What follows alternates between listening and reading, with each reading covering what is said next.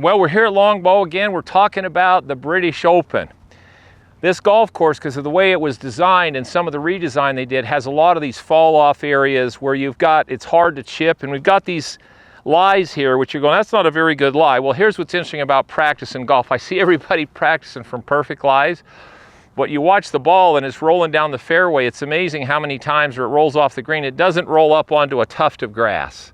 It rolls into depression. So if I just drop this ball and let it go wherever it wants to go, okay, that's where I'm going to hit this shot from. Now, a lot of you would say, well, I'm going to take my pitching wedge or my sand wedge and I'm going to try to hit this shot, which is fine, except on this type of grass, which is dormant Bermuda or what they're playing with over there, there's very little room for air. And if you don't hit it perfect, if you hit a little behind it, I mean, you just scuff it and it goes nowhere, or you blade it and it goes way too far. So here's what you're going to see these guys doing. And believe me, they spend a lot of time practicing this during the week. So I've got this shot, I'm going to putt it. Now you're going to see these guys putting a lot of times from 20 yards, 30 yards. Especially, they'll get some lies into the wind with the pin in certain places, and then the fairway has a certain arch to it. They'll play the break in the fairway to get the ball over to where the flag is, where if they tried to hit a wedge, it's harder to do it. So it's about imagination. So they're going to hit a lot of putts, and they're going to practice from here,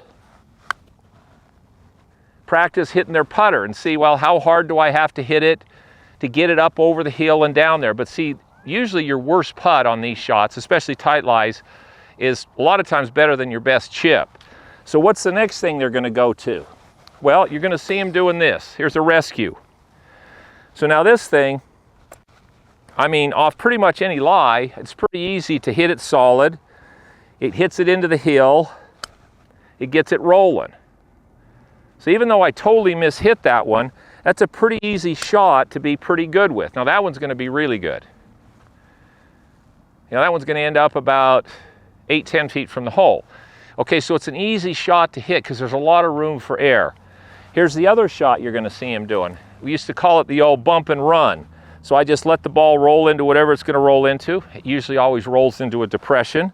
I'm going to use my putting stroke, and I've got an 8-iron here. So all I'm doing is I'm putting with an 8-iron. Again, see, now it's up over the hill. It's up over the second hill. I'm about 8 feet from the hole. All right, so when you go out and practice and you watch these guys this week, just the normal chip, you're going to see them knocking stuff down, using the ridges, putting from the fairways, chipping the ball up on the side of the green, off the green to have it curve down into the hole.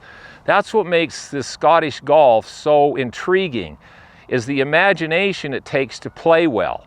Because there's certain shots, if you know what you're doing, it makes the shot not so hard. And if you try to go at it the way you think you should, it's really difficult.